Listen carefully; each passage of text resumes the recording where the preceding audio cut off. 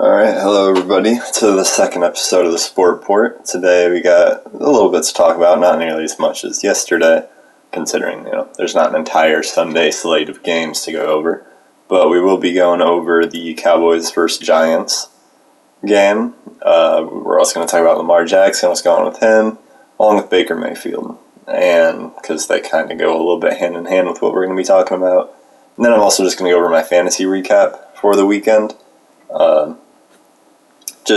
I think it'll be interesting to talk about. I talk about the other bets and stuff, get into fantasy sports a little bit too, especially on these days where there's not as much to talk about. So, Cowboys versus Giants. Obviously, people who can't see the screen right now or on Spotify or whatever, I will be pulling it up on the stream. But we have our bets that we made yesterday that I said should be made at least. So, Cowboys plus 1.5, they won straight up.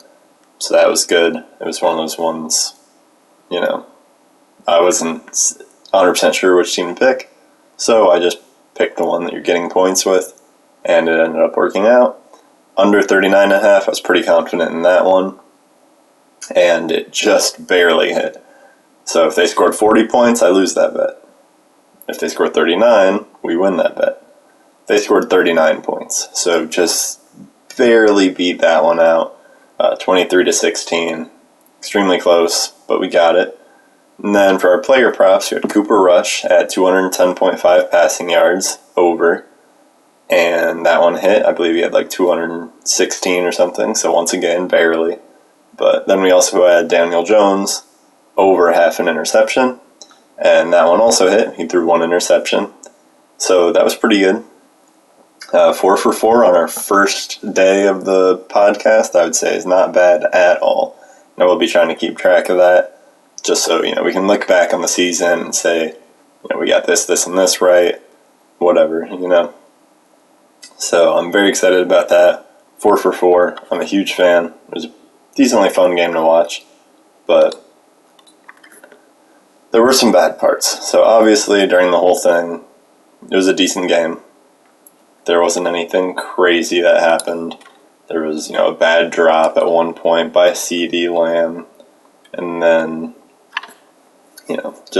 defenses were kind of doing their jobs and that. But Cooper Rush didn't look outstanding. Daniel Jones, he had quite a few rushing yards. He didn't look outstanding. Saquon looked like the best player on the Giants. Micah Parsons looked like he was probably about the best player over on the Cowboys, as usual. I mean, those are the two that you're going to expect out of those teams. But there was something bad that happened. Obviously, everybody knows who won. Cowboys did, 23-16. I'm not going to get into just the super basics, but there was some bad news with Sterling Shepard. Sterling Shepard, I believe, was the final play of the game. Like, they already are going to win or whatever. He's, running around. He's kind of jogging it. Like, the play looks like it's over. He's slowing down. He's not even in a full sprint or anything. And just, you see it, he hits his leg down, immediately hops up, grabs at it clearly in pain. He had to get carted off the field. It looks like it's going to be season ending. And a lot of players are complaining about these turf fields. And that's what the turf's doing.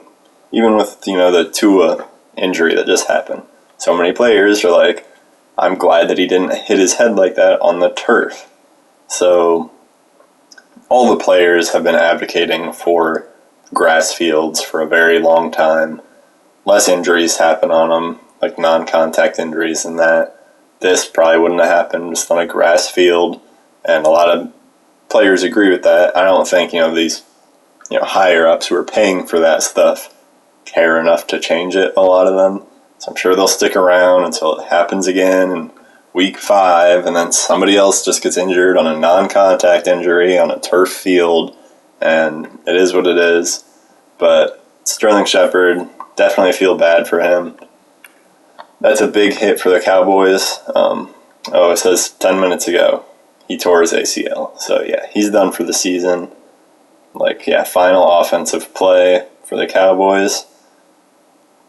Or for the Giants, he went out. Just wasn't even running hard. Just, boom, season done on a play that really didn't even matter that much. And it obviously sucks to see. Hopefully something is done about, these turf fields constantly doing this to players every other week. Somebody gets hurt because it's a turf field, whether they fall on it wrong or they're just, jogging on it. So obviously, I'm not as educated on that as, the players are and stuff, but if the players are calling out for it, it should probably happen. It's a big issue, and you hate to see good players, or bad players, anybody, just getting injured out there for absolutely no reason. And it really sucks to see. I feel bad for him, but there's just, not much that players can do about it. And it's really hard to prevent on their side. It's not like you can put more padding in their helmet or something for the turf. It's what happens out there. It's just unnatural to run on. And then we do have the Cowboys' future. Cooper Rush is not amazing, in my opinion. Neither is Dak. I still don't understand all the Dak hype. I don't even remember his rookie season.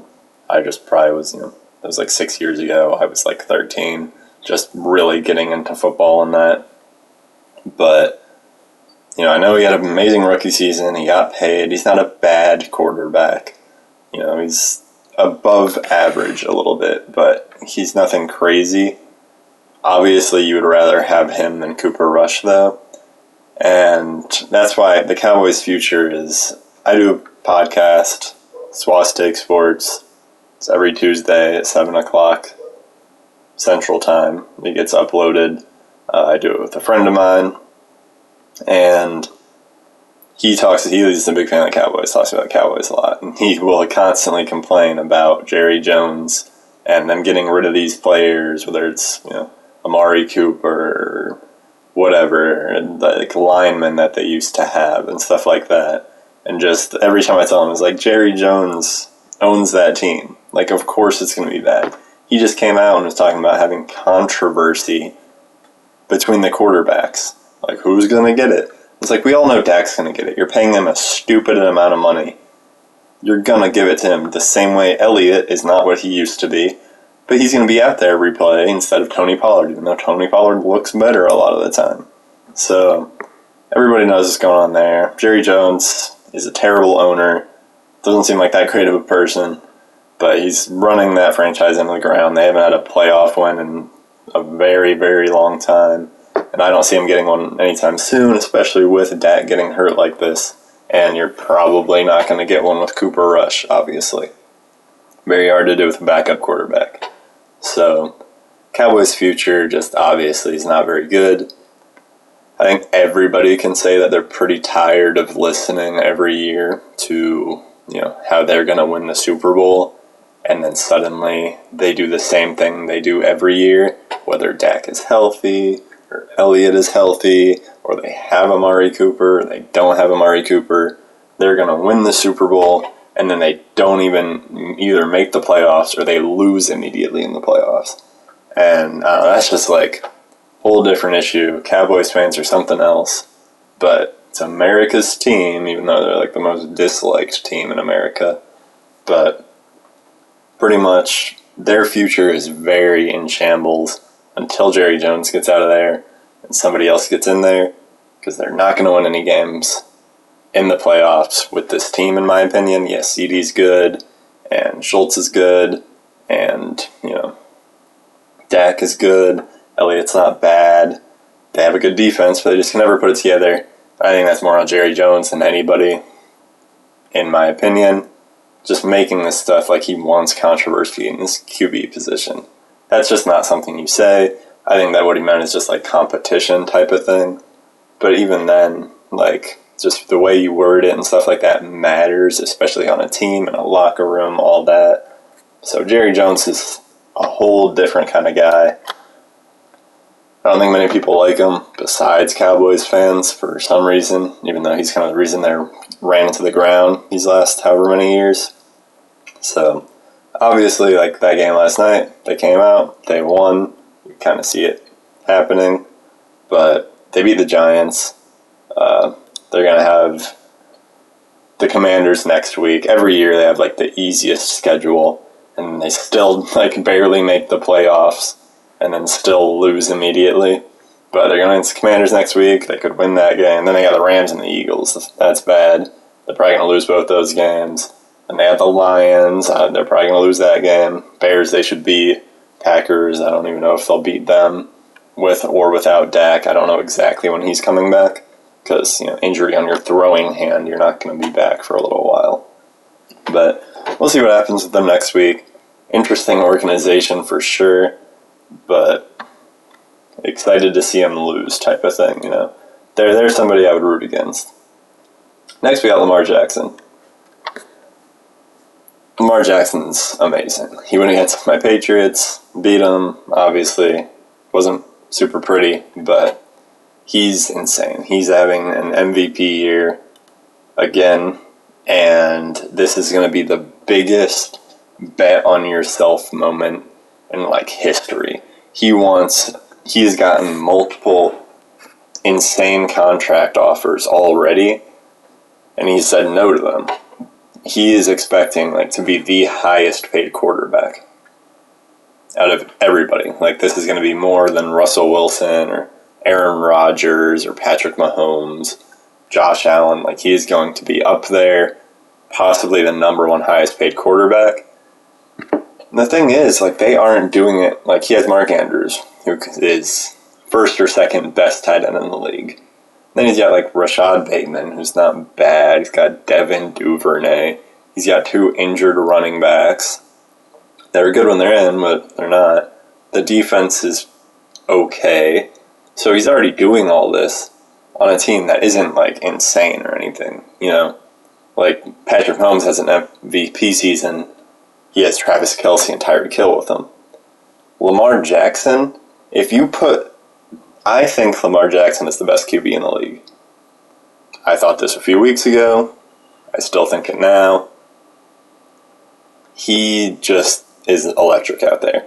And I'm saying best QB, he's not in the best situation for himself. He's in a really good one. But if you put Lamar Jackson on the Bills, where he has Stephon Diggs and Gabe Davis and Isaiah McKenzie now and Singletary in the backfield with a decent offensive line and about the best defense in the league, he's going to just be the clear number one. If you put him a few years ago with Travis Kelce and Tyreek Hill, he's going to be amazing. If he went to the Dolphins, which is somewhere he has seemed to want to go, and he was out there, Lamar Jackson under center, Jalen Waddle, and Tyreek Hill are your receivers, you're going to have the fastest team in the NFL, by far. And they would obliterate people. So that's just... He's having an MVP season right now. Right now he looks like the best quarterback in the league. And if he keeps it up, he will be the highest paid. I don't even think that's highly debatable. He will be the best quarterback or the highest paid quarterback at the end of the season. What he has been doing, I don't think is very possible to keep up. You just can't go out there every week and have 5 touchdowns. But, he had 4 passing touchdowns and 1 rushing touchdown last week. And I think he had 5 touchdowns the weekend before that. He has the most passing touchdowns right now, and he's the 4th leading rusher in the league. Running backs or anything. It's absolutely insane. I'm very happy for him, And then I did want to talk about Baker Mayfield. Just because they were drafted in they were both drafted in the first round in 2018. Baker Mayfield first overall, and I know there was controversy about that even then. And Lamar Jackson at the end of the first round. And obviously Lamar Jackson, said about teams skipping over him and stuff like that. And I don't think anybody at the time was saying that Lamar Jackson should have been first overall. At the time, obviously, Lamar Jackson was seen as a very raw talent that you would have to shape up in that. He just shaped up very, very fast, and that talent was on full display in his second year. And then you got Baker Mayfield, who's already on a different team now. He's on the Panthers now. And he's not getting anything done there. He's, part of my fantasy recap is going to be how I have DJ Moore on my team. Because I'm at the beginning of the season thinking DJ Moore puts up good numbers every year. And now he has his best quarterback so far because he's had like Sam Darnold and that before. And then Baker Mayfield just overthrows him every single time. He has weapons over there. Robbie Anderson isn't terrible. DJ Moore is, in my opinion, one of the better receivers in the league. Like, out of everybody, he is really, really good. And then you've got Christian McCaffrey in the backfield, and they still can't do much. Like, he is just bringing this team down. It is a perfectly fine team. They have a pretty good defense, very fast-paced defense. I like their defense. And then they got really, decent receivers and one of the best running backs in the league. And they can't do much. Like, they won their last game against the Saints, but it wasn't because of Baker Mayfield. It feels like they're doing it in spite of him sometimes. He just can't even get the ball to his best receiver. And it's absolutely insane to me. Obviously, I'm a little more up on that just because of the DJ Moore stuff with me. I wanted to draft him all off season, and then I did get him in one of my leagues, and then that happened.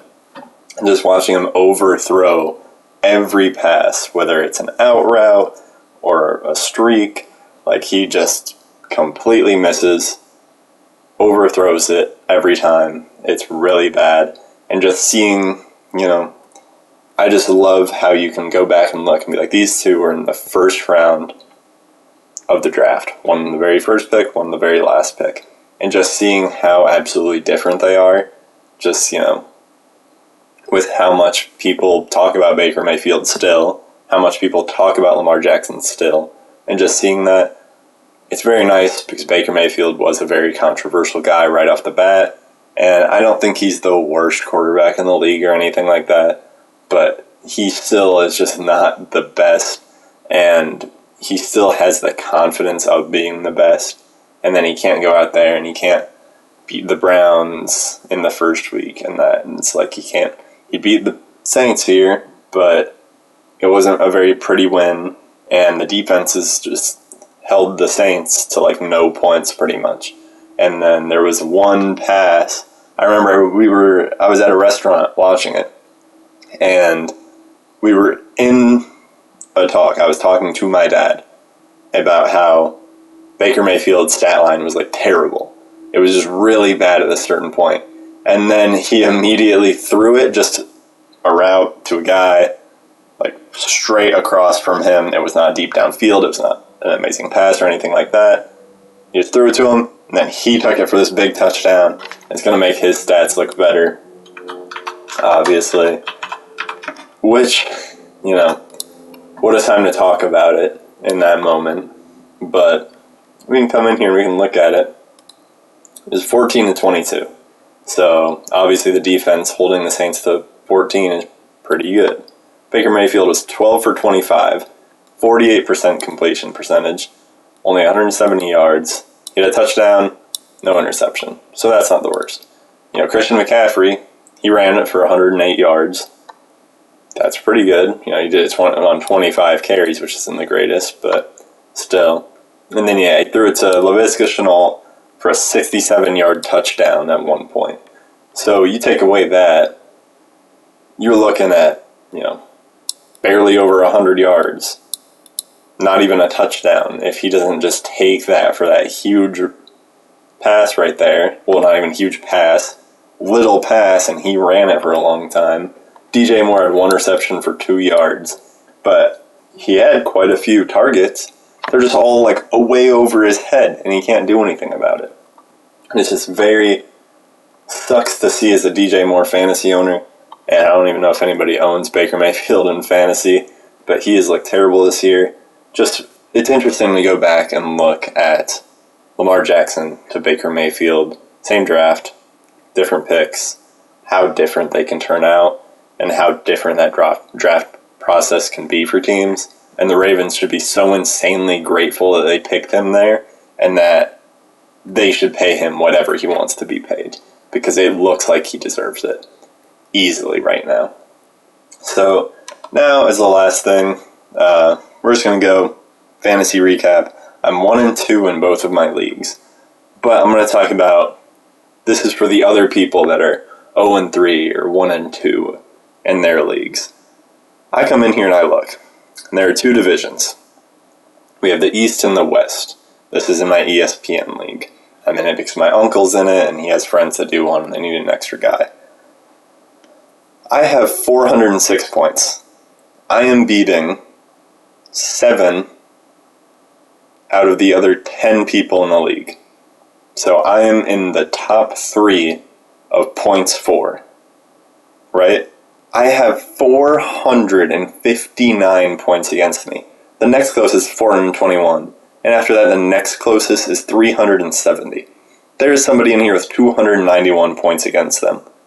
That means like if I had their schedule, I would be crushing it. I'd be doing absolutely amazing. You have to look at that stuff. If your team is at the lowest on points for, then you might have an issue. Week 1, I went against the guy. I had like 150-something points. Because my team is very good. I'll go through it here in a minute. Team is very good. 150 points. I would have demolished everybody else in the league by 30 points. The guy that I went against, he scored 180 that week. So that's stuff that you gotta look at. You can't get too down on your team. You can't start looking for these crazy trades. You can't start, going to the waiver wire and dropping decent guys just because they're not doing the best right now. Because I'm super happy. This is a 10-man league. Just snake draft down. And there's no tight end position, but there's 2 flexes. So that's the interesting part about this one. You got Jalen Hurts at QB. Was super stoked about that. Obviously, that's worked out very well for me. Dalvin Cook in the backfield. Iffy. He hasn't played the best, and now his shoulders popped back out pretty much. So that's really bad. Saquon Barkley, that's pretty good. He's been playing good these last few weeks. AJ Brown, I haven't normally drafted him in a lot of my other ones, but AJ Brown, I was like, I'll get the stack with Jalen Hurts. I drafted AJ Brown because I got a little bit of value out of him. And then Jalen Hurts was there later, who I was really targeting. So I figured I'd get him. So I just wanted that stack there. I always like having a stack on the team. Brandon Cooks, he's just a consistent guy usually. He's been getting a ton of targets in that. He just needs to... He hasn't looked amazing yet, but, he'll put up... He has a decent floor, it feels like. And he's getting a lot of those targets. So I'm completely fine with that. In my flex, I have Aaron Jones. So I have Dalvin Cook, Saquon Barkley, and Aaron Jones on my team. I got Aaron Jones late 3rd round somehow. Everybody was going pretty heavy wide receiver. So maybe just because there's 2 flex spots, I don't know. But I got Aaron Jones late 3rd round, which was awesome. He's played pretty good for me so far. Obviously, A.J. Dillon's an issue. But I have A.J. Dillon on my bench. So one of them goes out, boom. Huge spike up for me. I also have Alexander Mattison on my bench. So if Dalvin Cook goes out, that's also completely fine.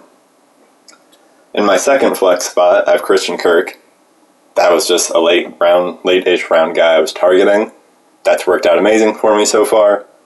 I had the Browns defense this weekend, so obviously that last second touchdown saved me a little bit. And then I had Jake Elliott. I have been having their kicker just because Jalen Hurts, A.J. Brown, Jake Elliott, it's a pretty good stack up because they score a lot of points together. So, works perfectly fine for me. On my bench, I'll go through these kind of faster. Gabe Davis, he's pretty good. I can put him in there as a starter if I need to. He's pretty good. A.J. Dillon, I already said that. Mainly it was just when you get good value out of him, I'll just handcuff him. Kareem Hunt, another decent handcuff. DeAndre Hopkins, I was like, he's suspended, but I already have these really good receivers.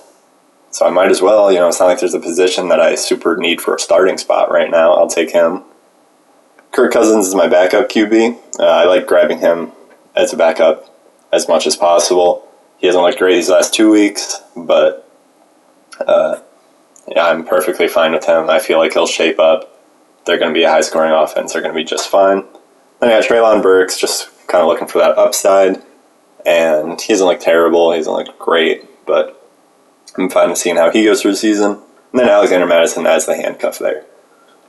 So when you see this team, Jalen Hurts, Dalvin Cook, Saquon Barkley, A.J. Brown, Brandon Cooks, Aaron Jones, Christian Kirk, you would think I wouldn't be 1-2 right now. But I am. And I'm just not worried about it. I could come in here and I could say, hey, this is really bad, obviously, but ESPN sucks, right? Like, they, on their fantasy app for, like, rankings and that, I think that's part of the reason I got some of these guys that I normally wouldn't have on other apps. They had me ranked at 8th place, just final standing projections. They give it out, they change it every week and that. They had me ranked at 8th. I'm now at number 2 for the final standing projections. I'm 1 and 2, and I've moved up 6 spots on that. You know, the guy who was number 2 is now number 8. The guy who's number 3 is number 1 now, you know? So, pretty much they don't exactly know what's going on there. You know, you look at my team, and I don't see how you could think that. And, you know, even, like I said, I'm outscoring most of the league. I have had the most, by far, points against on me. That's just not going to hold up. And I'm feeling very good about that one. So that's my ESPN league. I also am in one with my dad, where it's him and his friends, and they need an extra guy, so I joined his. I'm also feeling pretty good. This was a keeper league, so the team from last year, I got to keep 2 of their players. So you just take them, and then they're moved down 1 round. So, for instance, James Conner last year, I believe, was drafted in the 9th round or something. Something crazy like that. And then he obviously did very good, so I kept him. And then, because this is a new team, like, I'm new there, so I took someone else's team. I kept him, and now I get James Conner in the 8th round. And I got Lamar Jackson in the 4th round. So that was extremely good, so that's why some of this may seem weird. Because it's like I got Kirk Cousins as my starter there, because I drafted Trey Lance as my starter, and that clearly didn't work out. So Kirk Cousins is now my guy there. Yeah, Jamar Chase and Stephon Diggs, 2 of the best receivers in the league. Jamar Chase hasn't looked the greatest. Stephon Diggs has looked extremely good, so I'm very excited about that. Then I got Leonard Fournette. He knows he needs more touchdowns, whatever. He's tweeted something about it. And, you know, I hope he gets him. He hasn't put up the numbers, but he has been getting a ton of carries and stuff like that. He just needs to be put in the position where they're in the red zone, and they just never get to the red zone. So once that happens, I'm feeling fine about him. Then I got James Conner. And, you know, once again, he hasn't put up the best numbers, but I got faith in him. It's my running back, too. I feel like he'll shape up and he'll get up there. Tight end, I got George Kittle. Obviously, just played this weekend. Wasn't amazing, but obviously Jimmy Garoppolo is just now back, and he will be getting better here. Like, he didn't even get a playbook until week 1, right? So George Kittle, I feel like, will shape up, especially with Jimmy G back.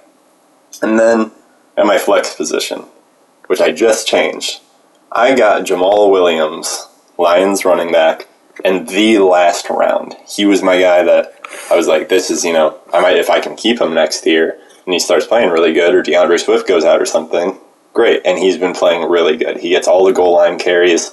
So I put him in my flex, like, right before I started this. Because I had DJ Moore there. And it's been rough. He scored 6.5 points in week 1. And it's like, okay, it's week 1, you know, all right. 11.8 in week 2. Okay, that's pretty good. I'll take 11.8 points. Absolutely. For sure. Thank you.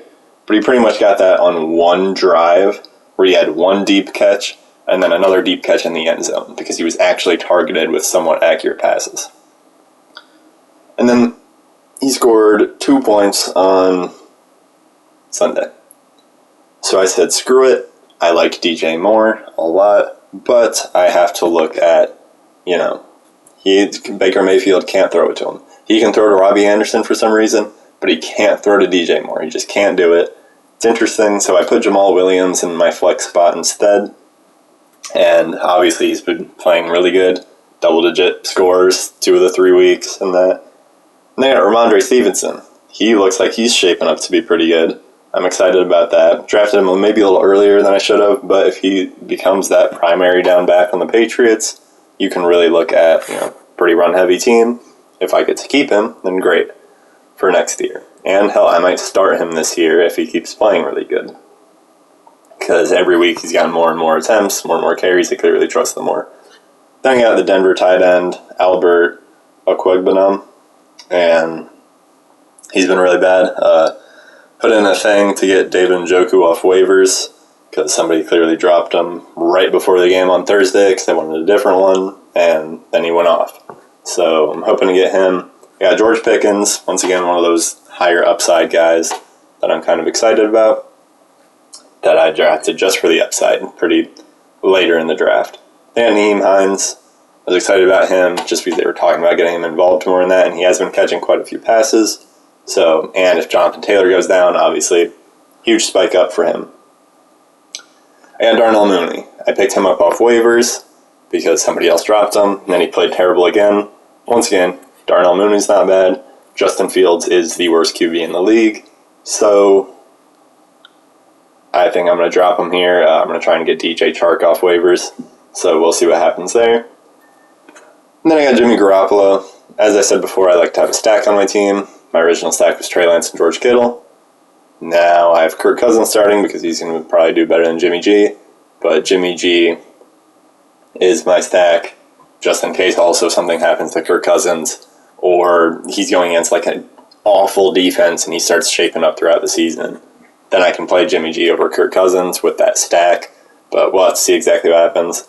And then I got the Raiders kicker. It's actually worked out pretty well just because Raiders can't get in the end zone. So he's kicking these longer kicks and that, getting the 3 points for making it, along with, they have these, if it's 40 yards, you get this many more points, blah, blah, blah, whatever. It's weird how they do it. And then, Kansas City's defense, special teams, but that's just for this weekend. I always stream my defense. They scored 9 points, which isn't bad. So that's my team there, and once again, I'm 1-2. Which isn't the greatest, right? So if I come down here and I look at myself, I have 305 points for. I'm beating a decent amount of the league. Obviously not as much as I would like to, but I still have a lot of faith in my team. Leonard Fournette's going to get some touchdowns one of these days, so is James Conner in that. So I'm feeling just fine there. But points against, I have one of the most against me. 340 points against. So that's just looking at it once again, being like, this is not sustainable for my guys to just, the guy I'm going against to always be one of the highest scoring of the week out of all teams. And that's really what you got to look at. Don't look at your team as being bad. Look at the other teams and be like, all right, I'm looking at it. They scored 80 points in week 1, 100 points in week 2, and then they came out and scored 140 points against me in week 3. That's not going to consistently happen. You're going to be fine. 0-3 can be scary. 1-2 still sucks. But you're going to be just fine. Don't worry about it too much. That's my fantasy recap for this weekend. I won my ESPN league. Barely. It was actually tied. But apparently if you're the home team, you get an extra point at the end, so you just automatically win, which is weird. I don't understand how that works. I would be pissed if I was the other guy. It was 127 to 127. Once again, there's one guy that scored more than 127 points in the entire league, and then me and this guy that both scored 127 went against each other. Me and him would have both beat everybody else in the league except that one guy. It's just unlucky who you're going against that week. But luckily I did win because of whatever stupid rule they have for ties. So that was very lucky for me. But I think that's going to be it today. Obviously I don't have any picks because we don't have a game until Thursday, but I am doing my stuff for that. So I will have the picks then on Thursday's podcast. So I'm very excited for that. And we will be back tomorrow, 2 o'clock Central Time, posted on YouTube, hopefully Spotify, if I can get it to work. It wouldn't let me upload it yesterday. Very annoying. But it will definitely be on YouTube. So thank you to anybody who stops by. I appreciate it, and I will see you tomorrow.